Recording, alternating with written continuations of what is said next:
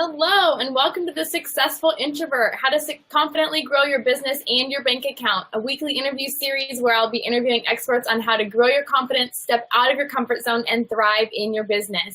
I'm Erin Summ, supporting shy and introverted women entrepreneurs to step past their fears of being seen and heard and into confidence to shine their bright, beautiful light and make a bigger difference with their business and in their bank account.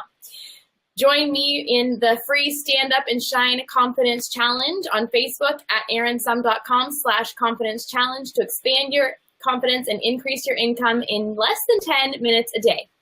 I am super excited, everyone, today to have Shannon Tran with us talking about how to step into the flow of abundance and lead with confidence. I love that. Hello, Shannon.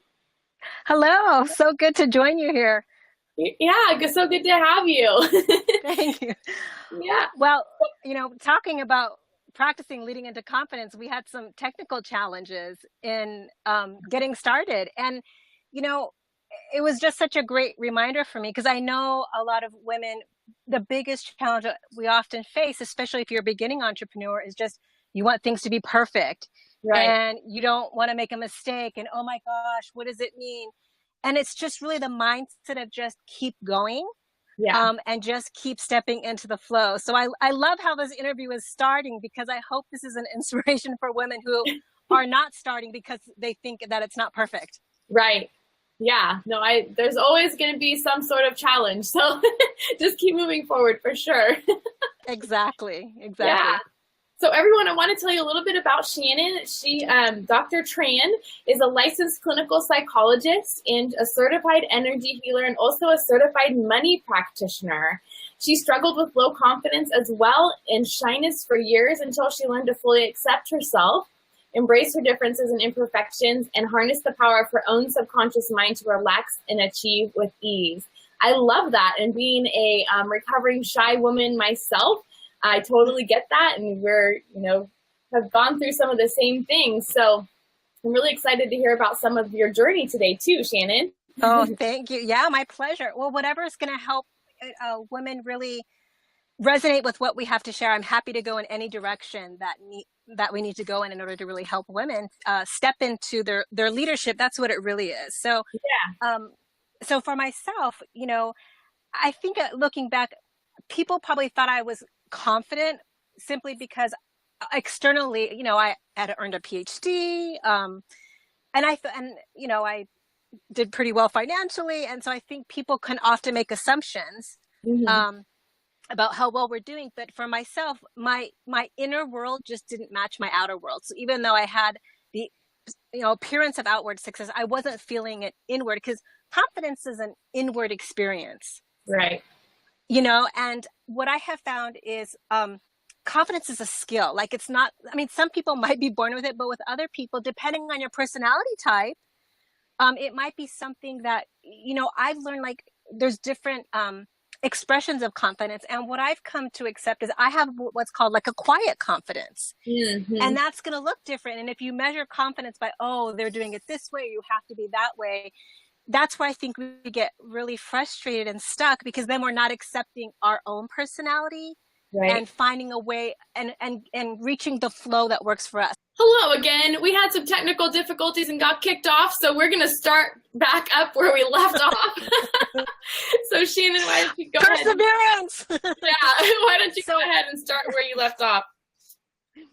So this therapist that I saw basically told me that what I wanted to achieve, which is really kind of accepting myself. And I want to take a moment to tell you why that's important. If you're not accepting yourself, it's really hard to be fully visible in a relationship, let alone a business.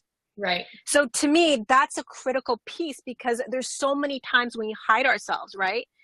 And she told me this would take 2 or 3 years and it could be painful. I thought, oh my gosh, there's got to be a better way. So I just started doing a lot of research, and what she told me would take 2 or 3 years, I completed like in 10 weeks. Oh, wow. And it like dramatically shifted my relationships. I started to have a healthier relationship with myself because you can't have a healthy relationship with anyone else, let alone a business. Right. Unless you have a healthy relationship with yourself. And this is important because especially if you're a shy person, sometimes you're people pleaser, and in your business, you have to delegate tasks, work with very trusted. And sometimes you have to kind of calm on things, right? Or set limits, or do some things that may require you to step outside your comfort zone because it's involving a different piece of leadership from you. Mm-hmm. So my opinion is that that piece of self-acceptance is really critical for you feeling safe to be visible in your business and in networking, and putting yourself out there. Yeah, no, absolutely. Fantastic. So, tell us how to reprogram your mind for abundance and the 3-to-1 ratio. Yeah. So I want to start by saying there's different methods that you could reprogram your mind. And I want to give a practical one for people who are more logical, because maybe sometimes the other ways you hear might seem like woo-woo. So I'm going to base it in science for a minute. Okay. So there's a psychologist called Barbara Fredrickson. And basically she wrote a book called Positivity, and it was on the bestseller for years. And it was so profound that like the Dalai Lama met with her. Like, this is kind of a big deal. It was a mathematician. And here's basically the summation of the 300-page book. So our brain is hardwired to see the negative. And so you actually have to train it to look for the positive. So in other words, your brain is hardwired to see scarcity, right? What's not working, what's not enough, you're not worthy, that kind of thing. So you have to retrain it in order to see abundance, be open to abundance, attract abundance.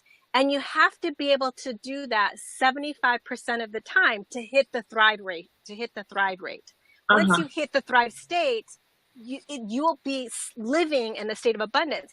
When you're living from abundance, you're able to see how things can go right for you. So your mindset is different, right? Because you're able to kind of feel like you're enough. Even when there's mistakes, you can recover more quickly because you're not personalizing it. Right. So this is why I believe abundance is a mindset. And so when you practice a 3-to-1 ratio, 3 positive for every negative, and you make it a practice in your daily life, it'll help you stay in the state of abundance. So that's one way. That's a practical way. Another way is you find a method of working directly with your subconscious mind. And so with my clients, I teach them how to connect with their mind-body system. That's basically what that is, right?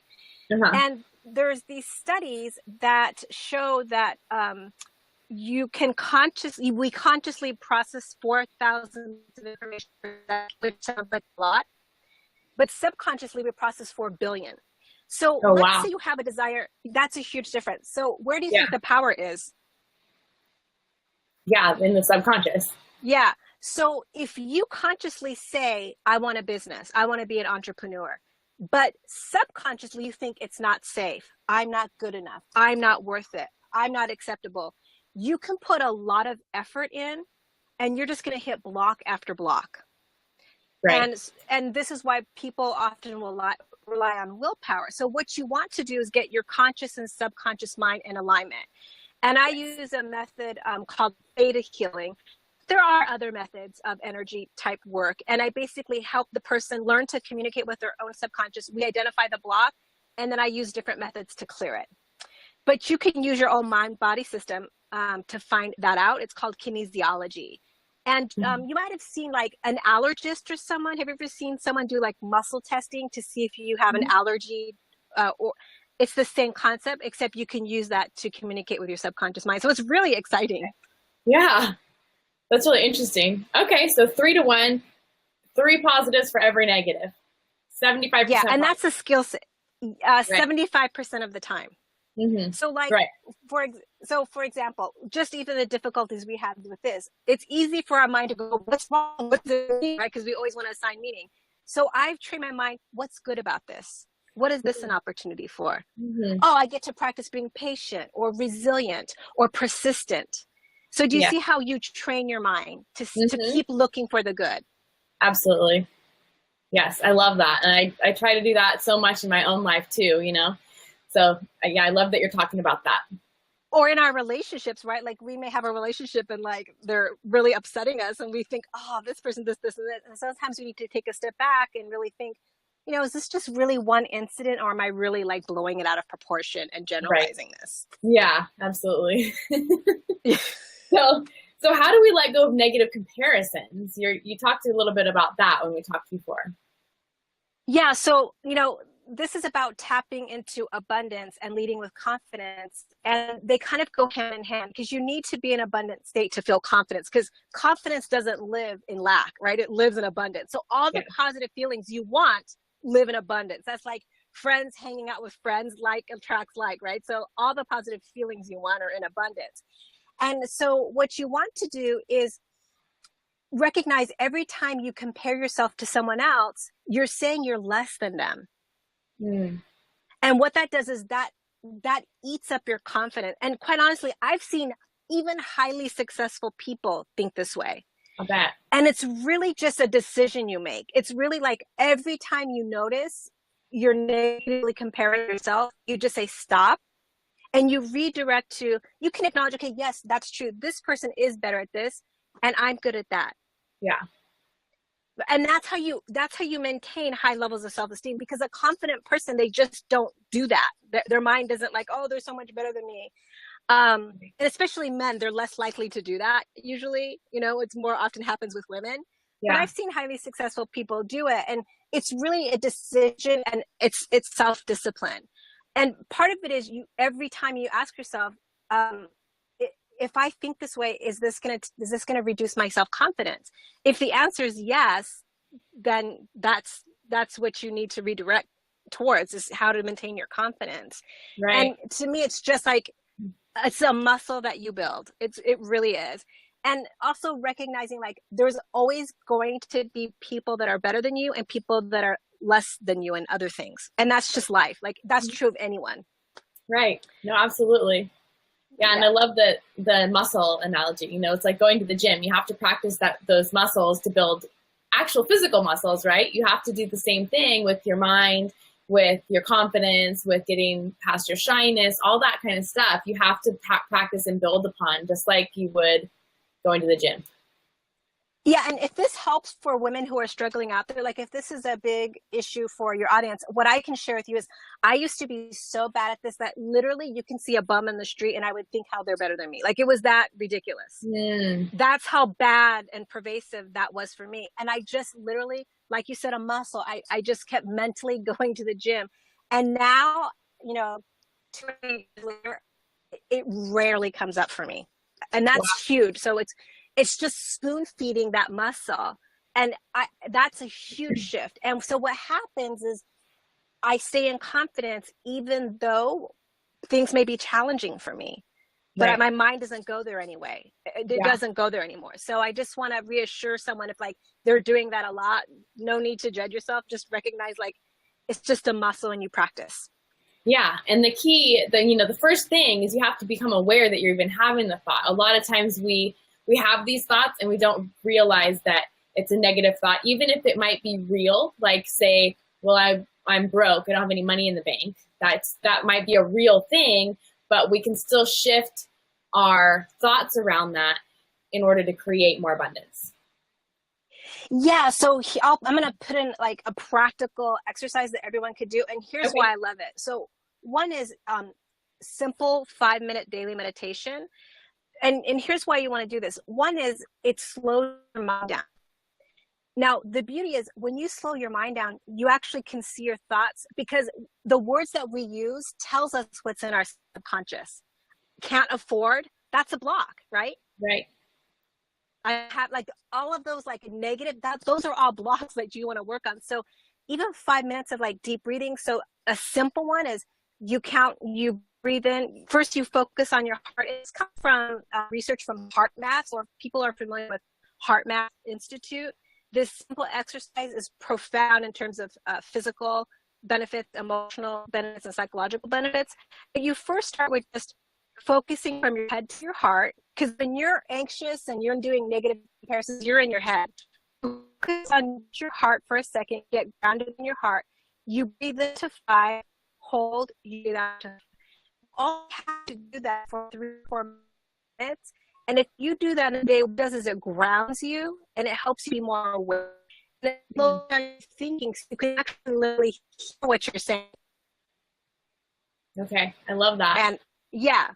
So it's a great way to just notice negative comparisons, because it'll come out of your mouth. Hear it. Right? Oh, that person's so much better. Why can't I do that? Why are they making more money? Their business is growing fast. Typical things that come up. Yeah. Great. I love that. Like,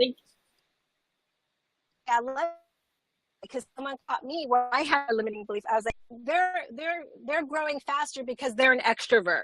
And the person's like, that's a limiting belief. Yeah.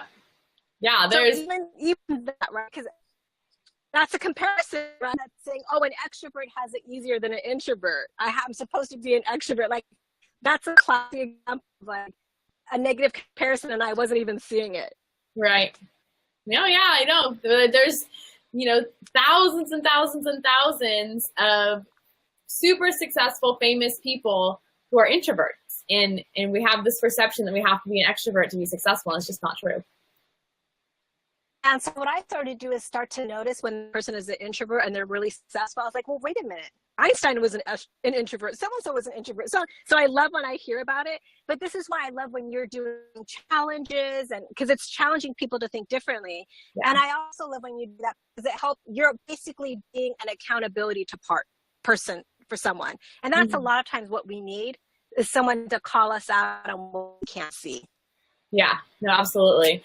And I just learned that Jim Carrey, Mr. Animated Crazy Guy, is actually a shy introvert. Yeah, I keep hearing more and more of them. I think sometimes we assume people are extroverts, and a lot of times they're not. Yeah. It's really about, an introvert is also really about how you like to recharge. Introverts need their own time. They need space away. They need to, it can overstimulate. It's not a bad thing because it allows you to kind of process and think. So embrace being an introvert. There's so many amazing to being an introvert. I'm actually starting to like love it and grow into it. Yeah, totally. We'll need to come up with a list like 20 reasons why it's amazing to be an introvert. Oh, I love that. Okay, everyone, come up with 20 reasons why it's amazing to be an introvert. Go. and share with us, and we'll just keep like growing, because that's going to be us building our. That's how you build confidence, right? Yeah. When you connect with that on an emotional level, you're tapping into the abundance.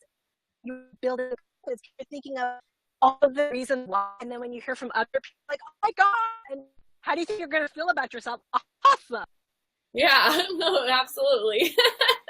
So anyone, if you have any questions, go ahead and type them in the comments as well, and we'll get to those also. So how does one ask for help and delegate in their business? I know we try to do everything ourselves. We think we have to do it all ourselves, and we fear hiring people because they're not going to do it right? Okay, so a couple are several things. One is, I started to ask different questions when my confidence grew. So, for example, the quality of my questions changed. So now I ask, is this the best use of my time? Mm-hmm. It's not, I'll delegate it, right? Yeah. If something that's going to take me 3 hours takes someone else 5 minutes, so I can focus on, revenue generating activities or something else, then delegate. Yeah. Usually when people don't want to delegate, it's an issue. I have to, I have to do. And so being humble and vulnerable and saying, I need help, right? Because that's if you don't know something. Yeah. And being okay with that. You don't have to know everything. I have this, I see a coach, and my coach basically said, oh, I don't know how to do that. This guy's making millions and he doesn't know something big. I just love it. And before I think, oh no, you're supposed to know everything. I don't think so. So I think it's about getting comfortable and making it safe for you to ask, having clear expectations with people at the beginning. Yes. So like being really clear with people, hey, this is what I need. Can you do it? So having clear expectations, having healthy boundaries, practicing delegating, because that's also a trust issue. When you're delegating, you're saying, I'm trusting. Yeah. So you may have to make sure that person is trustworthy.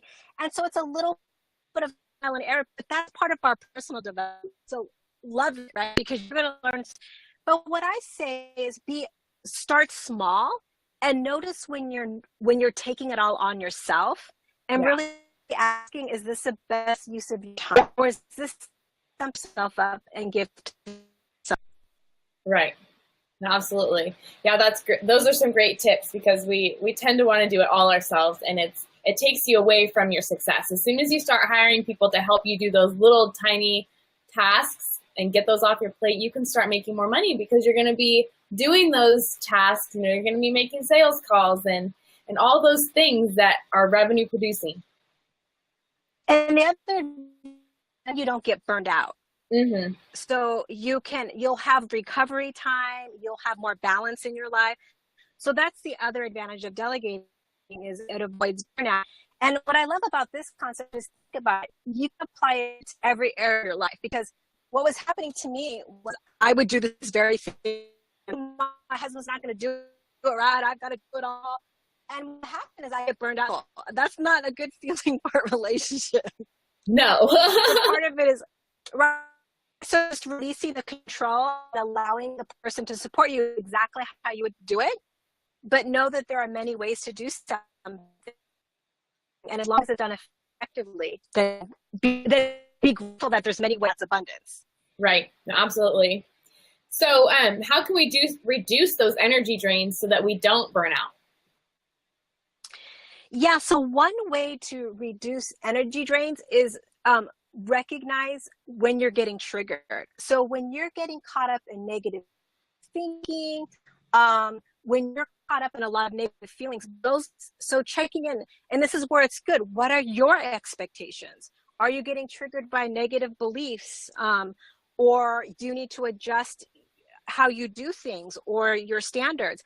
The other thing is, and this is really critical, you have to look at who you surround with, because you are surrounded by people who drain you, or they're very demanding, or they have high needs, that's going to be an energy drainer. And for some people who are shy, because they're shy, sometimes it may give other people the impression they can take advantage of you.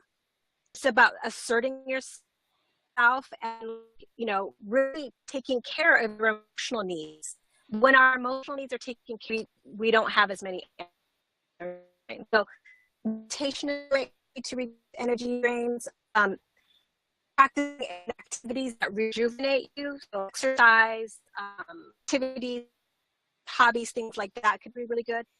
And also getting support when you need it, right? That could be a way to reduce. So there's emotional ways, and then there's practical ways that you can reduce energy. But part of it is you're connected, get drained, and under what conditions.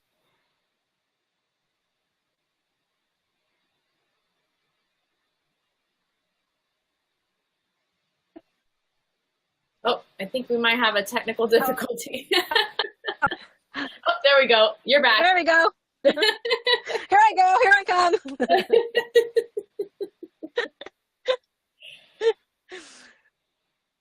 Awesome. Any more on that? What I would do is actually make a list out what drains your energy. What situation drains your energy. People drain your energy, and also this drains your energy. These are the things you can delegate. Yeah, I love that. Okay, this drains and why does it drain your energy? Again, because of balance, what you want to look at is, okay, what rejuvenates my energy? What gives me the flow and the abundance? Remember, we want to spend the majority of our time in abundance, right? Positive mindset, doing things that are meaningful to us. And to stay in abundance, it may be hard to do this, but you actually need recovery time. Right. So you don't be going constantly. You want to start to schedule your life so that there's rejuvenation time. And then you're looking at, when do I feel rejuvenated? Feel rejuvenated when you have me time that doesn't work for me, or you have firm boundaries. So you're just noticing like what fulfills you. And the beauty of that is, when you have a system that operates like that, you will stay filled up longer periods of time because you're not getting drained. Mm-hmm. And you don't hit burnout or exhaustion. It just really sucks when you get to that. You know what I mean? Yeah, Yeah, so looking at what you can delegate, and looking at the things that you can easily send to somebody else, and then looking at what rejuvenates you too, and what drains you. So I know that for me, doing a lot of research and like writing and things like that sometimes drains me. So I've been delegating some of my email tasks because those are things that I can delegate. So, looking at those things that drain you and then doing more of the things that rejuvenate you and that you love so that you can keep going without burning out. Yeah, and also noticing what wastes your time. Like, what are you engaged in that wastes your time? And, I think for everyone to periodically assess, because I was talking with a client today and we were just processing her feelings. She was like, oh my gosh, I was so into this. And she didn't see how it affected the rest of her life. She's like, I gave this 15 years of my life. And so I think we need to step back periodically and where am I wasting my time? That's not a good question. Where can I get the maximum results from my time? Yeah. And third is really asking, your daily values reflect the schedule. I just see. So you will stay in a state of abundance and flow when your daily life flows with you at the core. Yeah. Getting to your values, it's integrity, fun, or self-expression. Just really making sure that your daily life is just easy work, but it has activities that are filled to you and clearly reflect your goals, desires, and intentions. Yeah, no, absolutely. I totally agree with you. Awesome, Shannon. Well, I think we got a lot of really great content today. You gave a lot of really great value. So tell us about, I know you have a free gift for everyone and an offer for them as well, I believe. Yeah, so the free gift, I'm sure you'll post the link. Yeah. Is that how it works? Yeah, I'll post it. This is a free gift on abundance. It's a free gift and a meditation exercise and a daily exercise that you can do. Okay. And then the offer that I have for your audience is I'm offering a special rate for anyone who is recognizing that they have something to. You may have blocks around, if you're out there, or if you're not, if you're afraid to increase your prices, or if you're afraid to value, a lot of times it's because you have just blocks that you're not aware of. And normally when I work privately with my clients, they pay over $200 per session. I'm offering your audience at $97. So that you experience what it's like to have this work done. Yeah, I really thrive in their life and to be fulfilled and happy. So that's a special deal for you guys. And it allows you to sort of experience the work that I do, see the difference it makes, is what reflects your reality, right? So you want to really have a good, solid foundation to remove a lot of the obstacles. And right now, I recently became a certified money practitioner, so I love typically the money blocks. Yeah. The money block and abundance, right? Because that's about our self-worth, our self-value. The offer I have for your audience, it's a special rate of almost for a full session where we will do your book clearing. And the way we do it, I've done it a lot now.